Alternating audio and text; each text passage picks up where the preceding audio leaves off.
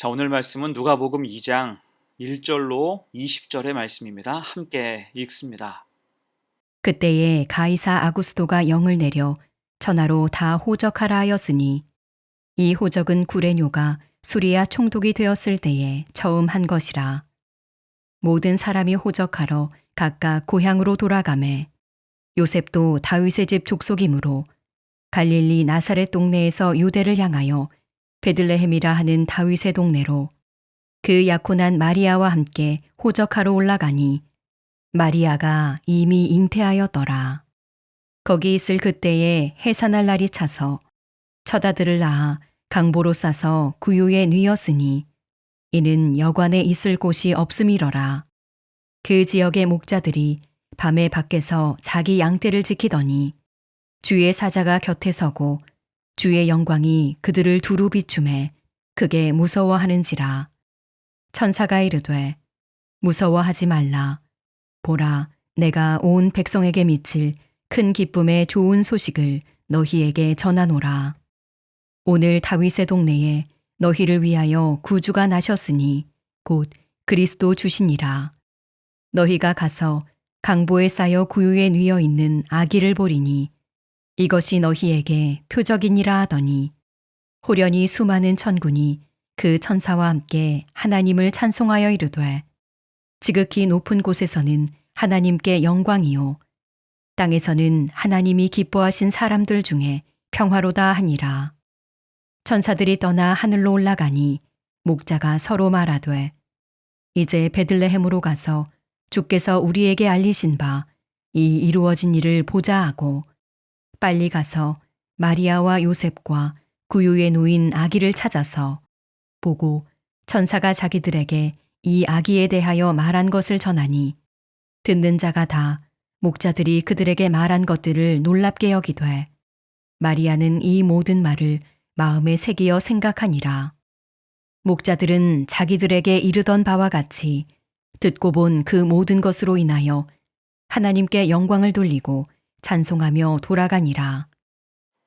건강한 성도의 표상이란 제목으로 말씀 증거합니다. 오늘 본문의 말씀은 하나님의 구원 역사의 관점에서 봤을 때 너무나 중요한 장면이에요.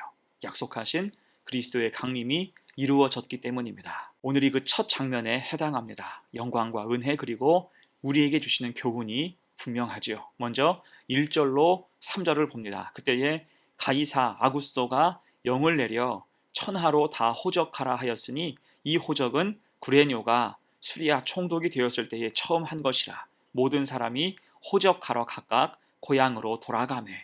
여기서 아구스도는 로마의 황제인 옥타비아누스를 뜻하지요. 그의 통치 기간의 로마는 번영과 평화를 누리게 돼요. 대신 로마가 강성했기 때문에 식민지에는 그만큼 가혹했습니다. 유다 땅도 예외는 아니었겠죠. 특히 모든 백성으로 호적하게 했습니다. 이때 로마의 호적은 세금 징수를 위한 것이었죠. 그리고 보다 정확한 호적을 위해서 각자의 출생지로 돌아가서 등록하게 했습니다. 그렇게 요셉도 고향 베들레헴으로 돌아갔고, 특히 당시 여자는 호적할 필요가 없었지만 요셉은 임신 중인 아내를 홀로 둘 수 없어서 거기까지 동행한 것으로 보여집니다. 자, 여러분, 이때 베들레헴의 가치가 무엇입니까? 베들레헴은 이스라엘을 다스릴 자, 곧 메시아가 태어날 곳으로 예언되었던 곳이에요.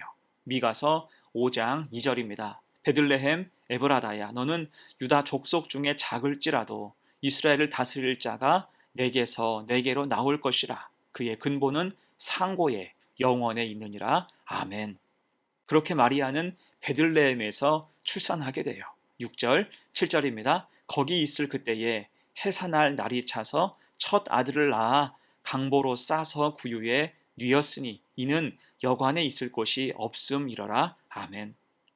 해산할 날이 다 찼지만 여관이 가득 차서 결국 성탄하신 주님은 구유에 누우셨습니다. 여기서 구유란 소나 말, 가축이 죽을 먹는 여물통이죠. 이게 참 아이러니한 상황입니다. 하늘나라의 모든 권세와 영광을 포기하시고 주님은 인간을 구원하시기 위해서 이 땅에 오셨지만 그것도 가장 낮고 천한 모습으로 오신 것과 같습니다. 곧 주님께 구원받지 못할 천한 사람은 아무도 없다는 의미를 담고 있는 거예요. 자, 이때 주님의 탄생은 조용히 축하하게 되지요. 8절과 9절입니다. 그 지역의 목자들이 밤에 밖에서 자기 양떼를 지키더니 주의 사자가 곁에 서고 주의 영광이 그들을 두루 비추매 크게 무서워하는지라. 이것은 주님이 오신 목적을 상징하는 그러한 말씀입니다. 여러분, 주님이 이 땅에 오신 목적이 무엇입니까? 누가복음 4장에서 주님은 이사야서를 펴서 읽으심으로 그 사명을 명확히 하셨지요. 주의 성령이 내게 임하셨으니 이는 가난한 자에게 복음을 전하게 하시려고 내게 기름을 부으시고 나를 보내사 포로된 자에게 자유를, 눈먼 자에게 다시 보게 함을 전파하며 눌린 자를 자유롭게 하고 주의 은혜의 해를 전파하게 하려 하심이라 하였더라. 아멘. 그런 대상이 바로 목자들이었던 거예요. 당시 유대 사회에서 목자의 위상은 힘없고 멸시받는 그러한 사람들이었습니다. 그래서 그들을 찾으신 거죠. 그런데 그런 선하신 뜻과는 달리 천사와 처음으로 조우할 때 목자들은 큰 두려움을 느끼게 됩니다. 왜요? 말씀대로 주의 사자가 곁에 서고 주의 영광이 그들을 두루 비추었기 때문이에요. 감당할 수가 없는 거죠. 지금 이 영광, 곧 주의 영광은요, 모세가 시내산에서 십계명을 받을 때 나타난 영광이고 예수님이 변화산에서 호련히 변화하실 때 나타난 영광이며 스데반 집사가 돌에 맞아 순교할 때 나타난 영광과 같습니다. 그 찬란하고 장엄한 빛이 바로 목자들에게 비친 거예요. 당연히 그 앞에서 무서워 떨 수밖에 없었겠죠. 그러자 천사들이 그들을 진정시키고 복음을 선포합니다. 10절로 12절 천사가 이르되 무서워하지 말라. 보라, 내가 온 백성에게 미칠 큰 기쁨의 좋은 소식을 너희에게 전하노라. 오늘 다윗의 동네에 너희를 위하여 구주가 나셨으니 곧 그리스도 주시니라. 너희가 가서 강보에 쌓여 구유에 뉘어 있는 아기를 보리니 이것이 너희에게 표적이니라. 아멘. 지금 두려워하는 목자들에게 천사는 온 백성에게 미칠 큰 기쁨의 좋은 소식, 곧 복음을 증거합니다. 이때 복음의 핵심은 그토록 고대했던 구주 예수 그리스도가 탄생했다는 것이겠죠. 여러분, 이것이 성탄의 핵심입니다. 성탄은 그래서 우리를 위해서 구주가 나신 날, 모든 죄를 사해 주시기 위해서 하나님의 아들이 하늘 보좌를 버리시고 이 땅에 오신 날인 거예요. 당연히 온 백성에게 미칠 큰 기쁨의 좋은 소식이라 할 만하겠죠. 자, 그리고 이 선언만으로는 부족하다는 듯이 이제 놀라운 일이 벌어집니다. 13절, 14절이에요. 호련히 수많은 천군이 그 천사와 함께 하나님을 찬송하여 이르되 지극히 높은 곳에서는 하나님께 영광이요 땅에서는 하나님이 기뻐하신 사람들 중에 평화로다 하니라. 아멘. 호련히 수많은 천군 천사가 나타나 하나님을 찬송합니다. 가슴 벅찬 감격의 순간이죠. 곧 예수님의 탄생은 하나님께 영광이라는 거예요. 지금껏 모든 것을 계획하시고 준비하셨다가 이제 때가 참에 자기 아들을 이 땅에 보내셨기 때문입니다. 이에 천사들은 먼저 하나님께 영광을 올려 드리는 거예요. 그리고 나서 땅 위의 사람들에게 이제 평화를 선포하죠. 이때 평화, 참 평화는 하나님과의 관계가 회복될 때 비로소 누릴 수 있는 성도의 특권입니다. 다만 이것은 하나님이 선택하신 사람에게만 주어지는 거예요. 그래서 하나님의 기뻐하심을 입는다는 것은 하나님의 선택된 백성 안에 들어가야 함을 의미합니다. 그런 자들의 첫 번째로 오늘 목자들이 지목된 거예요. 가난하고 힘겹지만 열심히 신실하게 사는 그들의 삶을 하나님께서 모두 아신다, 그들을 주목하신다라는 뜻과도 같습니다. 자, 이에 그들이 어떻게 가만히 있을 수 있겠어요? 천사들이 떠난 후 그들은 아기 예수를 경배하기로 결정하고 서둘러 베들레헴으로 향하죠.